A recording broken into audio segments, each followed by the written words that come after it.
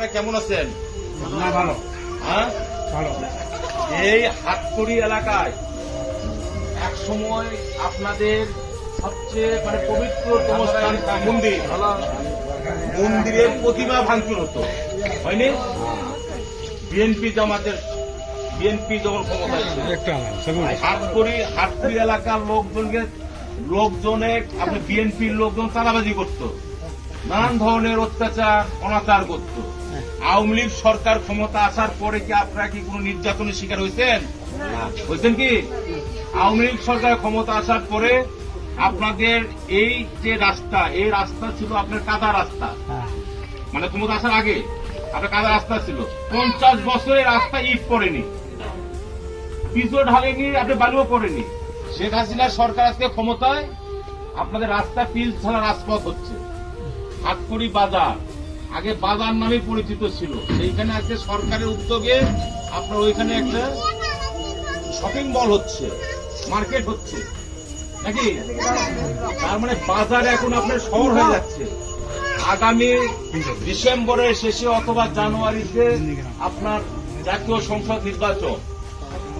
আমরা এসেছি, আপনাদের যদি কোনো অভিযোগ থাকে আমাদের দলের বিরুদ্ধে, আমাদের দলের নেতাদের বিরুদ্ধে অভিযোগ থাকলে আমরা শোনার জন্য আসছি যে তারা আপনাদের উপর অত্যাচার নির্যাতন করে কিনা, এই সরকারের আমলে আপনারা ভালো আছেন কিনা, এইটা আমরা জানার জন্য আসছি। পাশাপাশি আগামী দিনে আমাদের প্রিয় নেত্রী দেশরত্ন শেখ হাসিনা নৌকা মার্কা নিয়ে যাকেই প্রার্থী করুক, সেটা ইউনিয়ন পরিষদ হোক, উপজেলা পরিষদ হোক, এমপি নির্বাচন হোক, সেই সব নির্বাচনে আমরা নৌকা মার্কায় আপনাদের ভোট চাই। আপনারা কি ভোট দিবেন তো শেখ হাসিনার প্রার্থী? না, আমাদের প্রার্থী নয়, আমাদের প্রিয় নেত্রী শেখ হাসিনার প্রার্থী। শেখ হাসিনা যাকে নৌকা দিবে তাকে ভোট দিবেন তো, ব্যক্তি যেই হোক। শেখ হাসিনা নৌকা দিচ্ছে তাকে ভোট দিবেন তো, কথা বললেন তো?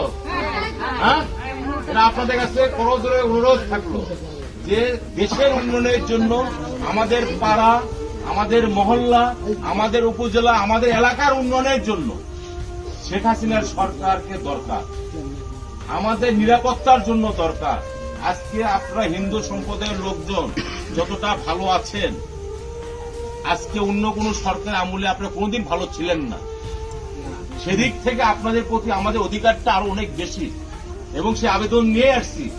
তারপরেও যদি আমাদের দলের মধ্যে থেকে যদি আপনারা নির্যাতিত হন, আপনাদের উপর যদি কেউ নির্যাতন করে, আপনাদের যদি কেউ ক্ষতি করে, সেটা আমাদেরকে জানাবেন। আমরা প্রয়োজনে সেটা নেত্রী পর্যন্ত জানাবো। তার বিরুদ্ধে সর্বোচ্চ যেন শাস্তিমূলক ব্যবস্থা নেয় সেটা আমরা দেখবো ইনশাআল্লাহ।